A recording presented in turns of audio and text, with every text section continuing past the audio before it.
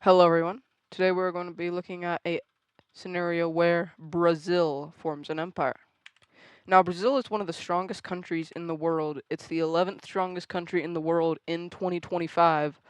And I have a feeling that they could, in real life, start an empire, but there's just so many ethnicities and cultural differences inside of South America that it wouldn't be possible in real life. But this is fake life.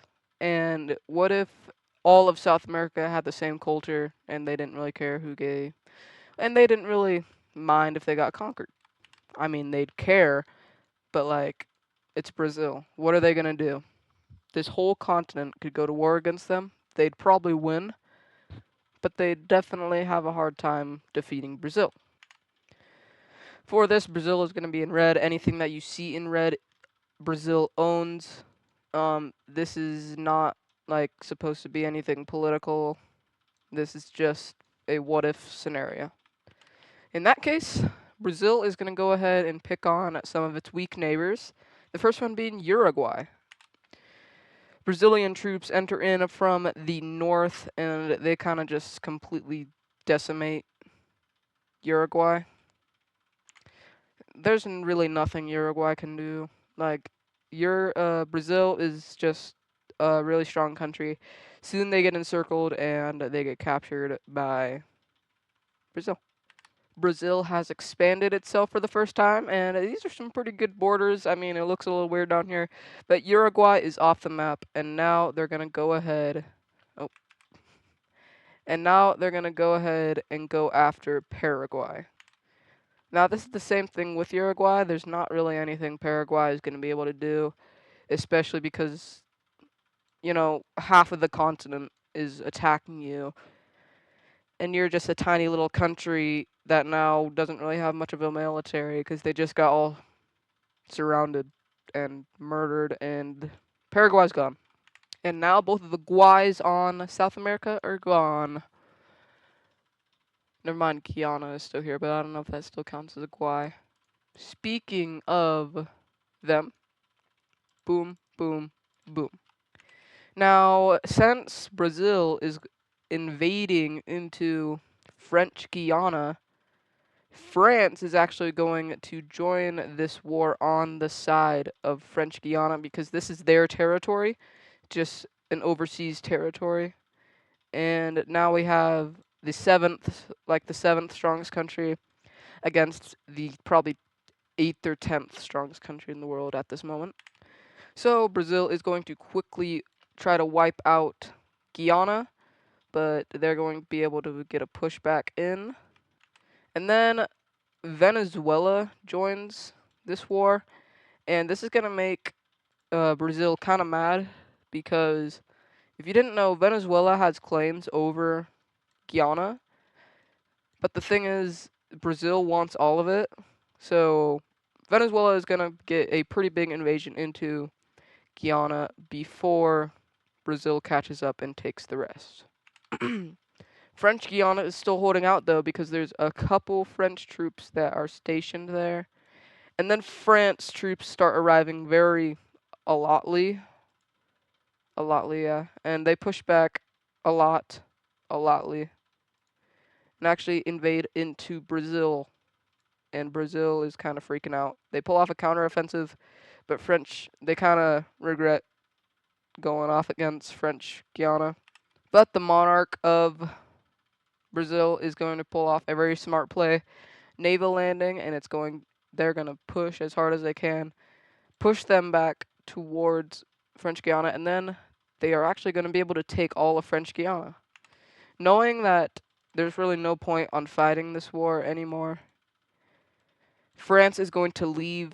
They're just going to be like, all right, you keep the land, you deal this out with Venezuela. I'm sorry I did that. And these are the new borders of South America. Brazil is pissed off at Venezuela, and Venezuela is a little mad because they kind of claim all of Guyana, and well, not all of it, but they want more than what they got. But Brazil is not going to give that to them, and now they're going to go to war with Bolivia.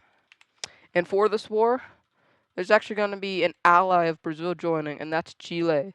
Now, the difference between Chile and Venezuela, Brazil doesn't really like Venezuela, and Chile asked if they could join this war, which Brazil said yes to. They could use some help because this is going to be the strongest competitor they go up against besides France.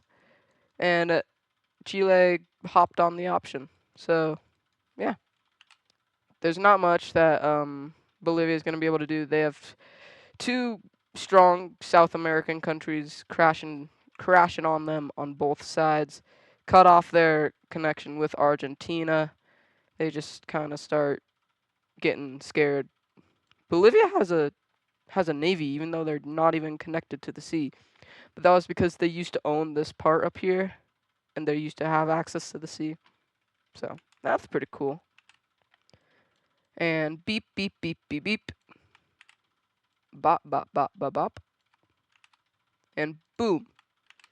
And here it is. Bolivia gets, well, most of it goes over to to Brazil, but Chile does get quite a bit. And now they kind of look like a seahorse. So that's pretty cool. I like these borders. But now we have a coalition forming against Brazil, and that's going to consist of something like this and this. So this is going to be the Great War of South America, and Brazil is kind of pooping their pants, but they're not super scared because they're now top 5 in the world. Chile, they have Chile on their side. Don't worry about this down here. And this top area, they've been wanting to get some revenge on Venezuela, Panama, who knows why they joined, Ecuador, Peru. The only two that stand a chance is Argentina and Colombia. Brazil makes an invasion into these newly areas that they got from Guyana. And soon enough, they wipe out this whole area and begin invading into the actual Venezuelan territory. And this panhandle starts to disappear as they invade into Colombia and go up the border between these two, hoping to cut off supplies. Now, I do know these two don't have that good of relations in real life, but they're just going to have to suck it up, buttercups, because a big encirclement just happened, and now Venezuela is kind of crying. Chile manages to push up from Peru, and they actually get really far. They do have help from Brazil, but they manage to cut the country completely in half, and they actually make a naval landing inside of Ecuador in the first few weeks of the war. But they do get chopped in half by Argentina, who's looking to get access to the Pacific. And these colder areas also start getting taken over as they go up the coast of Chile. And they even manage to bulge out into Brazil. Colombia is going to make an invasion into Brazil, but it's not going to go super far. And now Peru surrenders, and then so does Ecuador. New front, and now they're kind of screaming because they know that they're going to get taken over. Panama Canal, they take over that, and now they have yet another front. And Colombia is going to surrender, and because they hope they'll still be alive by the end of the peace treaty. Venezuela is going to be like, hey, I surrender. But they're going to be like, no, you don't. And they're just going to keep invading. And why? He's going to ask why. Shouldn't have gotten in on Guyana. Venezuela capitulated. And now it's up to Argentina. With most of the troops now down here, it's not going to go as fast as I'm showing it. This is just like a quick summary. This panhandle down. And now Argentina is going to surrender so that way they can just survive this war. And wow, they kind of took all of South America. They left Colombia and Argentina open just because no one's going to be living here. And Colombia, they surrendered. They took over all of Panama, though, and Chile is now one of the longest country in the world, probably. I mean, Brazil is pretty long, but like just straight longness, it's the biggest. But this is going to be the peak of their empire. I hope you guys enjoyed this video. It's pretty short. I'm going to record some other ones today.